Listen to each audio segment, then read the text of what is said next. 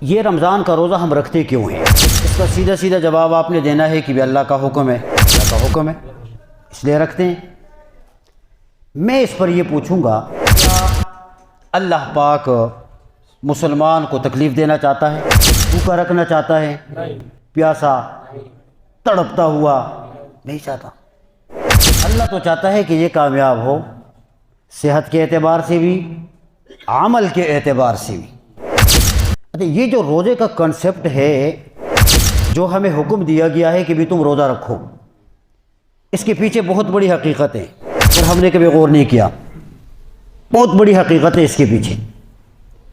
روزہ صرف اس چیز کا نام نہیں ہے، اگرچہ لغوی اعتبار سے کھانے کو چھوڑنا، پینے کو چھوڑنا، بیوی کے ساتھ جماع کو چھوڑنا، اس چیز کا نام روزہ ہے لغت میں۔ لیکن لغت سے ہٹ کر اگر ہم باہر نکلیں گے کہ بھی یہ روزہ ہم سے کیا چاہتا ہے، روزے کا حکم اللہ نے دیا ہے تو اللہ ہم سے کیا چاہتا ہے؟ جس کو دیکھو روزہ ہے، روزہ خوش ہو رہا ہے میرا روزہ ہے، صبح سے شام تک روزہ ہے، جس کو دیکھو خوش ہو رہا ہے، یہ اپنی خوشی ہے۔ لیکن اس روزے کا حکم جس نے دیا ہے نا، اس کی منشا کو دیکھیں، وہ چاہتا کیا ہے؟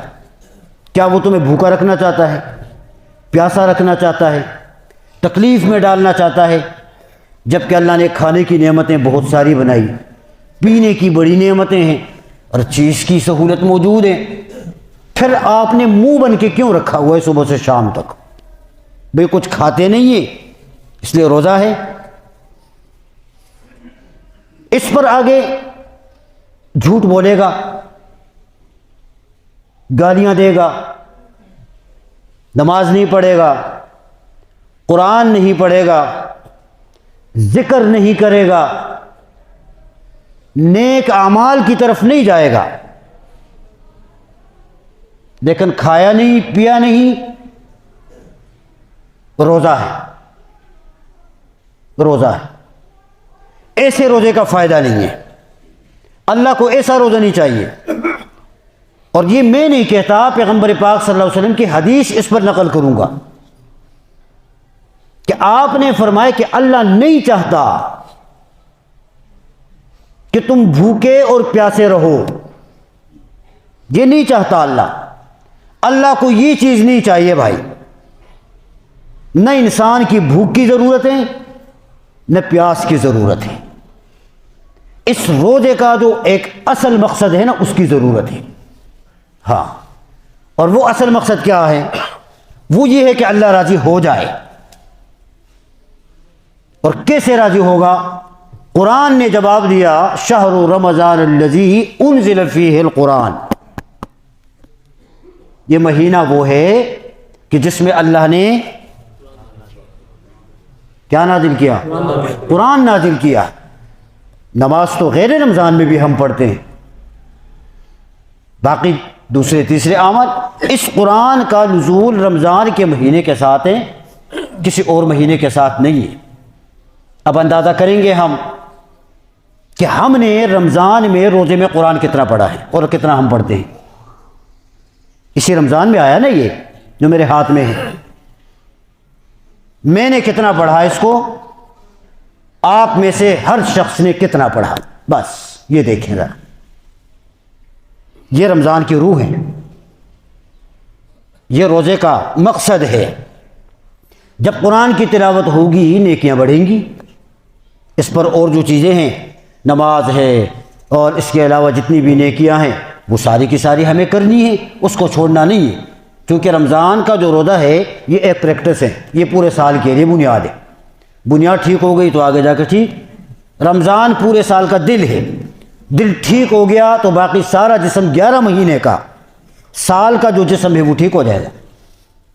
اور اگر یہ ٹھیک نہ ہوا تو میں نے عرض کیا ہے کہ بھوک سے اور پیاس سے اللہ کو نہیں فائدہ ہوتا، کچھ بھی نہیں۔ رمضان گزر گیا، جھوٹ ہمارا وہی ہے، فراڈ وہی ہے، دھوکہ وہی ہے، ناانصافی، ظلم، زیادتی، سود، حرام، ساری چیزیں اپنی جگہ کے اوپر قائم ہے، تو پھر آپ نے روزہ کیوں رکھا؟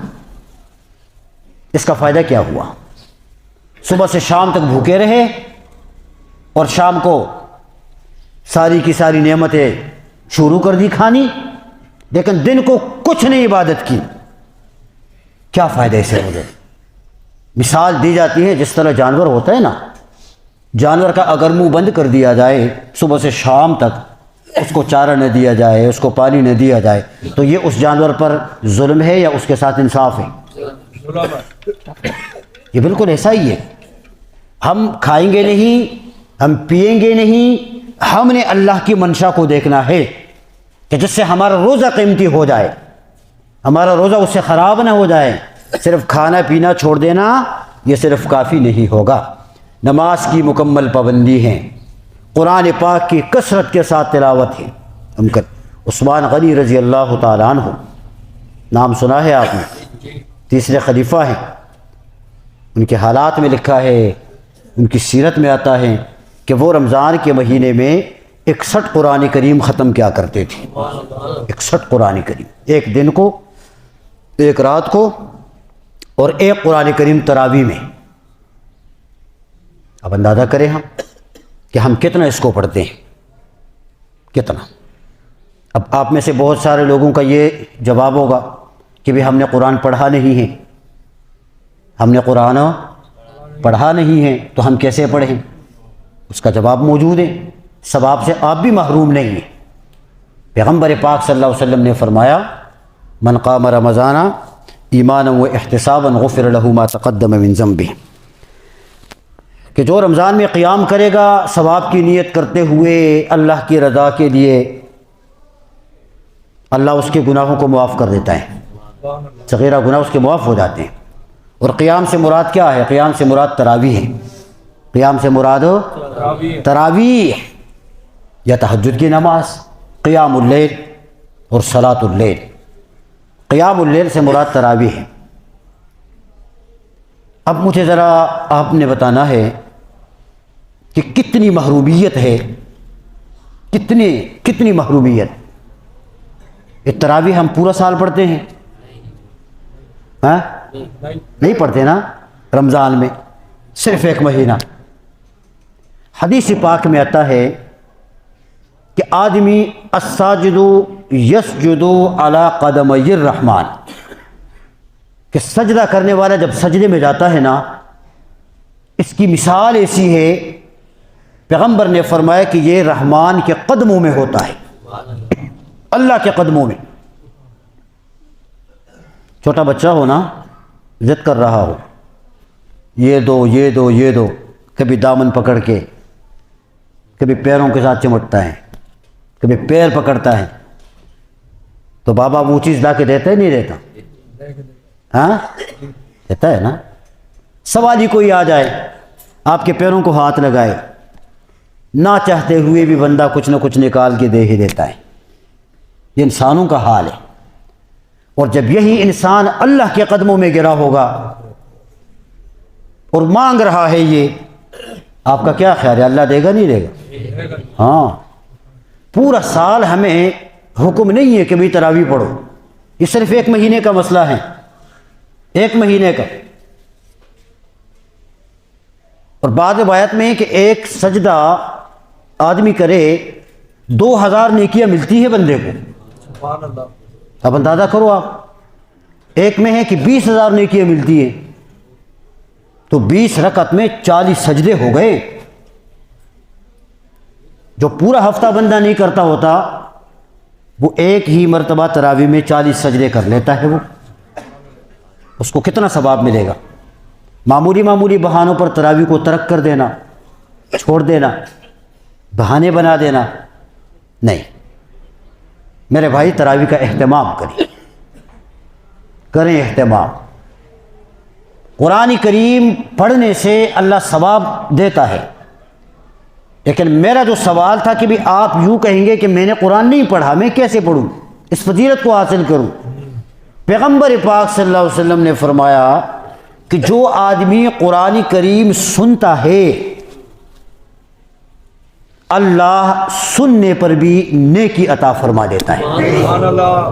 اور میں نہیں کہتا، حدیث من استمع الی آیۃ من کتاب اللہ کتبت لہ حسنۃ مضاعفہ، کہ جو سنتا ہے قرآن کریم اللہ ڈبل نیکیاں عطا فرماتا ہے، ڈبل۔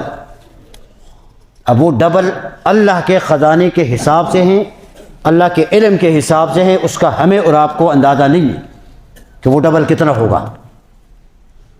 تو اس لیے جن لوگوں نے قرآن نہیں پڑھا ہوا وہ کم از کم کوشش کرے کہ وہ تراویح کا اہتمام کرے، کسی حافظ کے پیچھے کھڑے ہو جائیں، سنیں، وہ اس کو ثواب ملے گا، وہ بھی اس کے اندر شامل ہو جائیں گے۔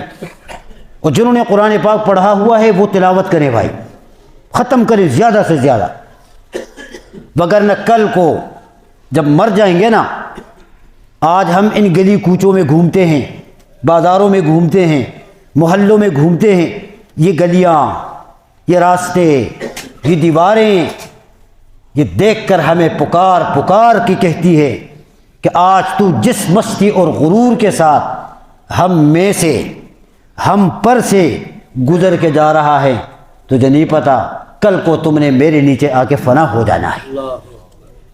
آج ہے تو کل نہیں۔ یہ خوبصورت جسم ختم، یہ خوبصورت چہرہ ختم، یہ مہنگے مہنگے پرفیوم اور عطر لگا کر گھومنے والے ختم۔ اب جائیں نا ہم ذرا قبرستان میں دیکھیں، ایک آواز لگائیں، پکارے ہم، آتی ہے آواز؟ نہیں آتی۔ کتنے بڑے بڑے آئے اور آ کر چلے گئے۔ پچھلے سال رمضان میں تھے، اس سال نہیں ہے وہ۔ پچھلے سال نیکیاں کی ہیں، اس سال نہیں ہے وہ۔ ہمیں اور آپ کو اللہ پاک نے موقع دیا ہے، اس لیے یہ کچھ وقت باقی ہے، مہمان مہینہ ہے، اس کی ہم قدر کریں، نمازوں کا اہتمام کریں، اپنے آپ کو پاک اور صاف کر کے رکھیں۔ میں نے کہا بار بار کہ صرف بھوکا رہنا اور پیاسا رہنا یہ کافی نہیں ہوگا، اور یہ وقت بار بار آئے گا بھی نہیں۔ دعا کریں اللہ ہم کو بار بار نصیب کرے، بار بار یہ موقع ہمیں ملے۔ لیکن ظاہر بات ہے آج جسم میں جو طاقت ہے کل کو وہ طاقت نہیں ہے۔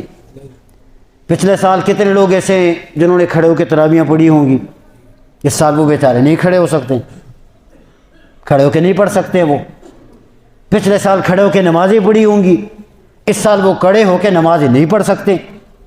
تبدیلی آئی نا، جسم میں کمزوری آئی۔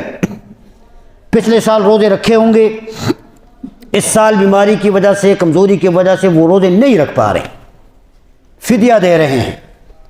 تو یہ گاڑی چلانے والی بات ہے، یہ فدیہ ویدیہ وغیرہ، اصل جو چیز ہے وہ تو نہیں ہے نا۔ اس لیے وقت پر جو موقع اللہ پاک نے عطا فرمایا نا، ہم سب اس کی قدر کریں، اس کو ہم قیمتی بنا کے رکھیں۔ روزے کا بڑا عظیم عمل ہے، اس کو ہم خراب نہ کریں۔ 3 رمضان کو حضرت فاطمۃ الزہرا رضی اللہ تعالیٰ عنہ کا یوم وفات۔ میں تھوڑی سی بات اس پہ بھی کر لیتا ہوں، پھر آگے روزے کے کچھ مسائل ہیں وہ بھی آپ کے سامنے بتانے ہیں۔ حضرت فاطمۃ الزہرا رضی اللہ تعالیٰ عنہ پیغمبر پاک صلی اللہ علیہ وسلم کی صاحبزادی ہیں، اور حضرت علی المرتضیٰ رضی اللہ تعالیٰ عنہ کی زوجہ محترمہ، حضرات حسنین کی والدہ ہیں۔ آپ صلی اللہ علیہ وسلم کو بہت پیار تھا، بڑی محبت تھی ان کے ساتھ۔ جب تشریف لے کر آتی تھی پیغمبر پاک صلی اللہ علیہ وسلم استقبال کے لیے کھڑے ہو جاتے تھے، ان کی پیشانی کو بوسہ دیتے تھے، اور آپ بار بار فرماتے کہ فاطمہ میرے جگر کا ٹکڑا ہے۔ جس نے فاطمہ سے محبت کی اس نے مجھ سے کی، اور جس نے فاطمہ کو تکلیف دی اس نے مجھے دی۔ حضرت فاطمۃ الزہرا رضی اللہ تعالیٰ عنہ، پیغمبر پاک صلی اللہ علیہ وسلم نے فرمایا کہ جنت کی عورتوں کی سردار ہیں، خاتون جنت۔ زہرا لقب دیا آپ نے، بطول کا لقب دیا آپ نے، اور بڑی ایک نیک، زاہدہ، عابدہ، عفیفہ اور اعتماد والی خاتون تھی۔ حضرت عائشہ رضی اللہ تعالیٰ عنہ ایک مرتبہ بیٹھی ہوئی ہیں، اور حضرت فاطمہ رضی اللہ تعالیٰ نے بھی بیٹھی ہوئی، تو دونوں کا آپس میں ایک مکالمہ ہوا۔ علامہ رومی نے مثنوی میں لکھا ہے، بڑا زبردست مکالمہ ہوا۔ حضرت فاطمہ اور حضرت عائشہ رضی اللہ تعالیٰ عنہ۔ حضرت فاطمہ رضی اللہ تعالیٰ عنہ کہتی ہیں اپنی ماں حضرت عائشہ رضی اللہ تعالیٰ عنہ سے ان کی والدہ حضرت خدیجۃ الکبریٰ رضی اللہ تعالیٰ عنہ ہے، یہ ان کے بطن سے پیدا ہوئی۔ حضرت عائشہ رضی اللہ تعالیٰ عنہ سے یہ کہتی ہیں کہ اماں، مجھ میں اور آپ میں بڑا فرق ہے، میں آپ سے افضل ہوں، آپ مجھ سے افضل نہیں ہیں۔ کیوں بھائی؟ اس لیے کہ میں پیغمبر کی بیٹی ہوں، پیغمبر کے جسم کا وہ حصہ ہوں کہ جو حصہ پورے جسم کا سردار ہوتا ہے، دل عقلی میں بدن ہے، بدن کا سردار ہے۔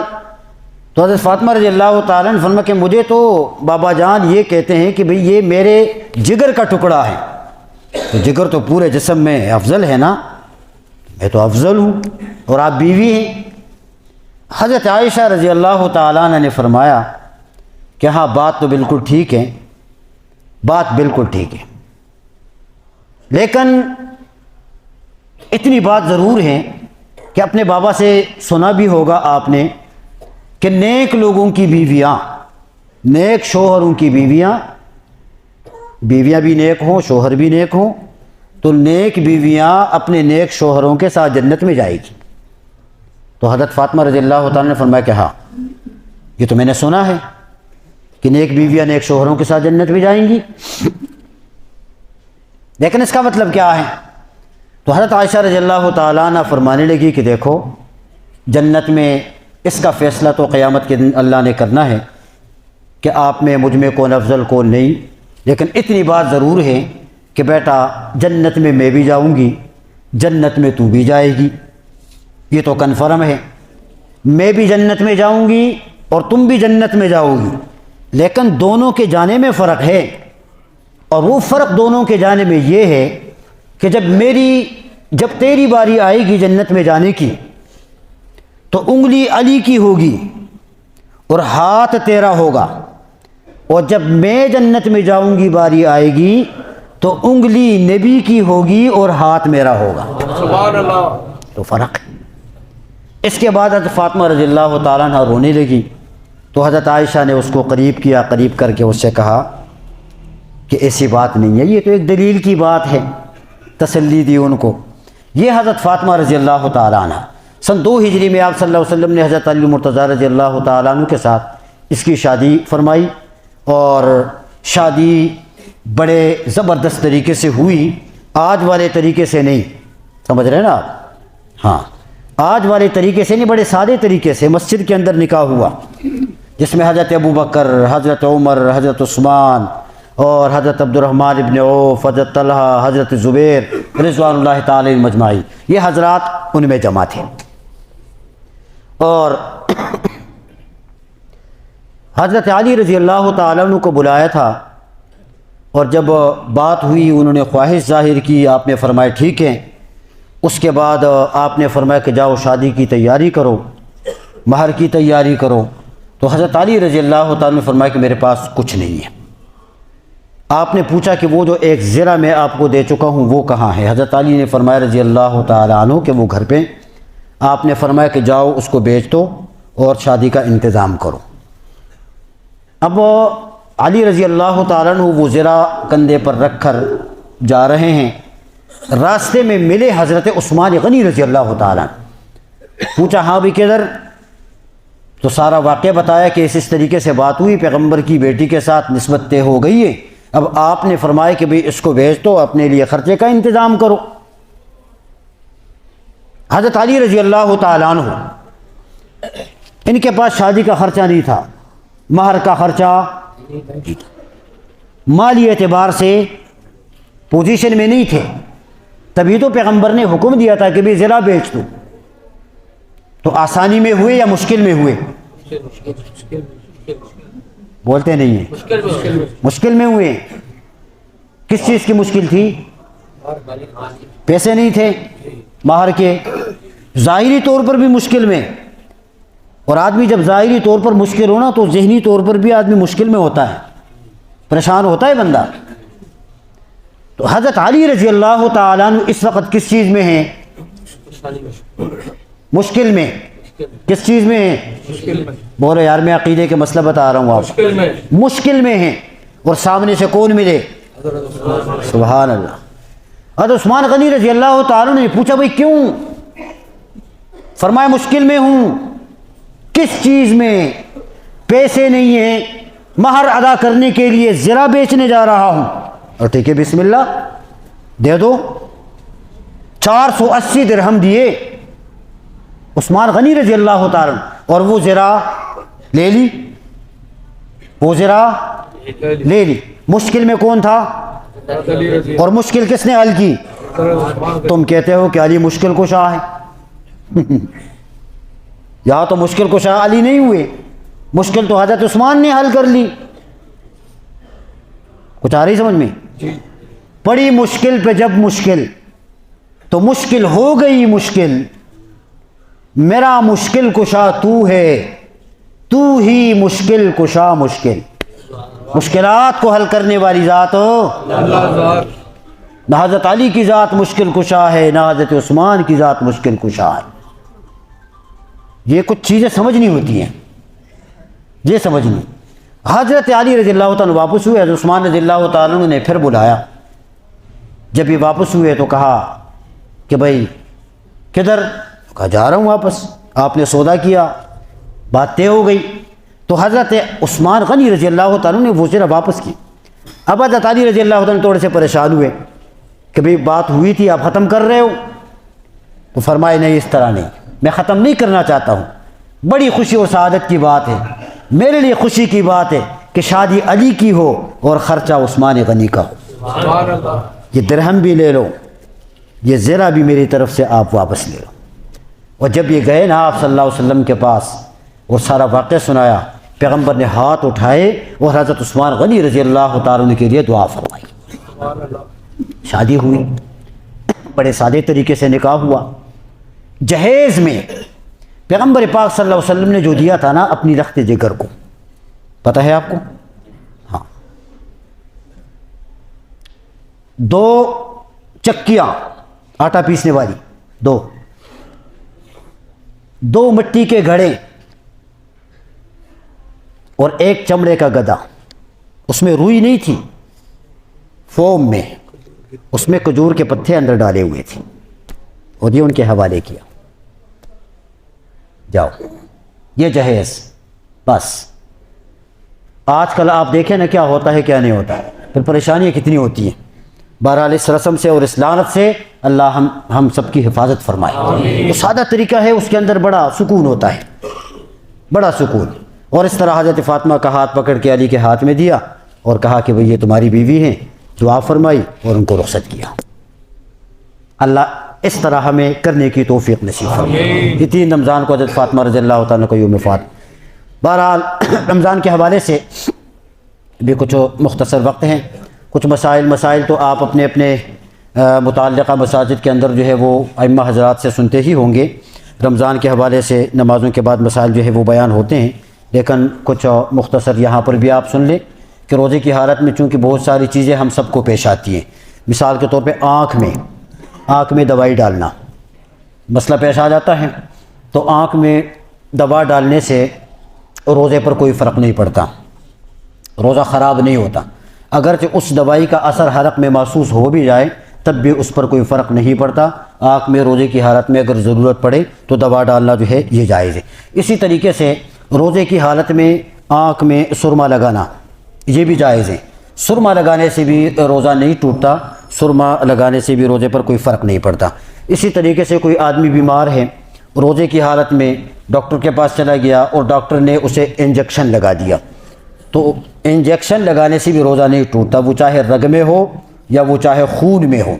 ہاں، اگر کوئی آدمی اپنی ویسے طاقت کے لیے لگاتا ہے تو ویسے طاقت کے لیے لگانا مکروہ ہے، وہ جائز نہیں ہے۔ اور بیماری کے لیے عذر کے لیے انجیکشن لگانا یہ جائز ہے، اس سے روزے پر کوئی فرق نہیں پڑتا۔ بعض دفعہ ایسا ہوتا ہے کہ مریض جو ہے وہ ہوتے ہیں دمے کا مریض ہے، سانس کا، وہ انہیلر استعمال کرتا ہے روزے کی حالت میں، یا اسی طرح وینٹولین یہ استعمال، تو یہ چیزیں روزے کی حالت میں منع ہے۔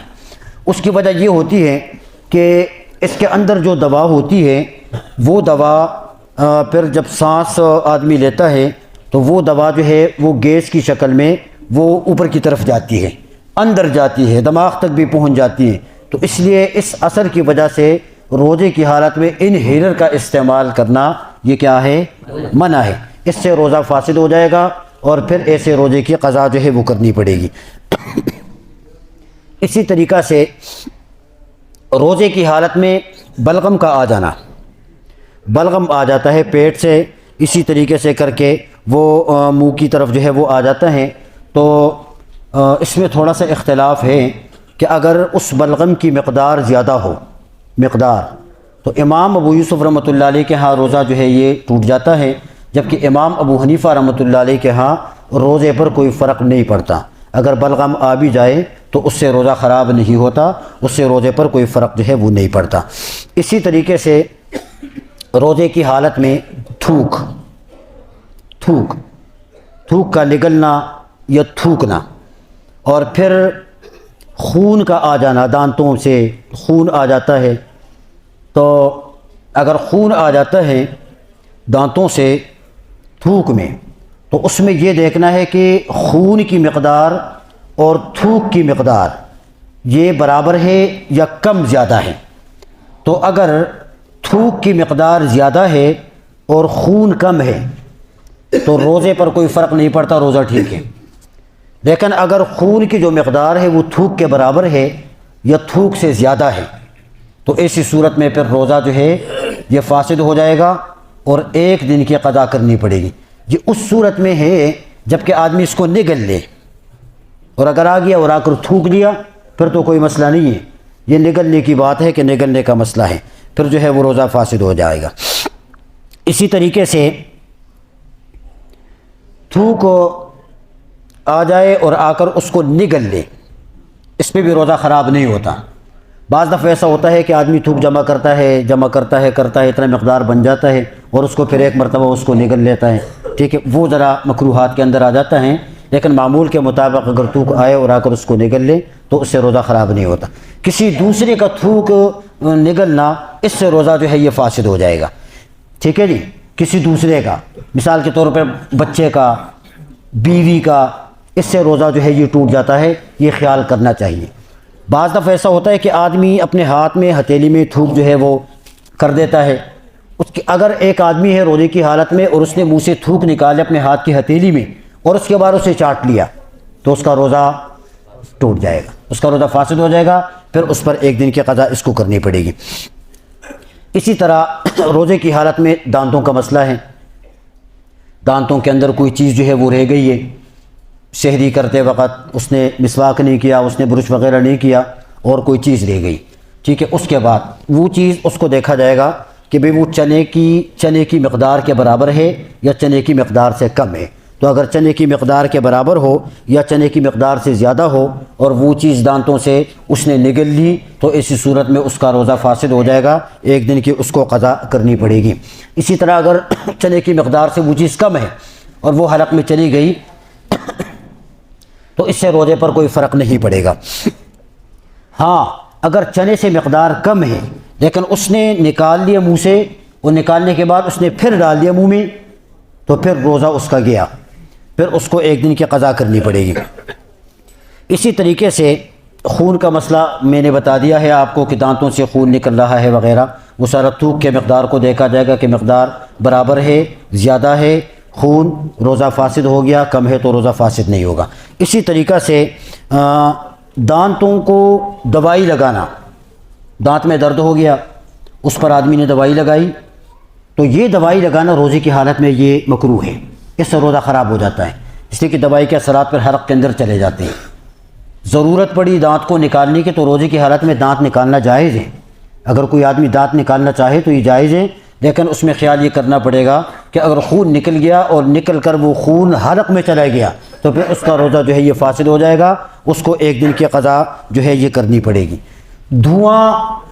دھواں حلق میں چلا گیا، راستے پر آدمی جا رہا ہوتا ہے، کہیں سے دھواں جو ہے وہ آ گیا یا گرد و غبار آ گیا تو بلا اختیار اگر وہ حلق میں چلا گیا تو اس سے روزہ فاسد نہیں ہوتا، اس سے روزہ درست ہے، کوئی فرق نہیں پڑتا۔ لیکن اگر اپنے اختیار اور قصد سے اس نے دھوئے کو داخل کیا، اگر بتی جلائی کوئی روزے کی حالت میں اس کے اوپر کر کے اس کا دھواں لیا، یا کوئی سگریٹ پیا اس نے، اس کا دھواں حلق میں چلا گیا، تو ایسی صورت کے اندر پھر اس کا روزہ جو ہے یہ فاسد ہو جائے گا، اس کو روزے کی قضا کرنی پڑے گی۔ سحری کے بعد، صبح صادق کے بعد ڈکاریں آتی ہیں، ڈکار کسی کو آئی اور اس سے پانی نکل جاتا ہے، تو اس طرح پانی نکلنے سے روزے پر کوئی فرق نہیں پڑتا، روزہ اس کا ٹھیک ہے۔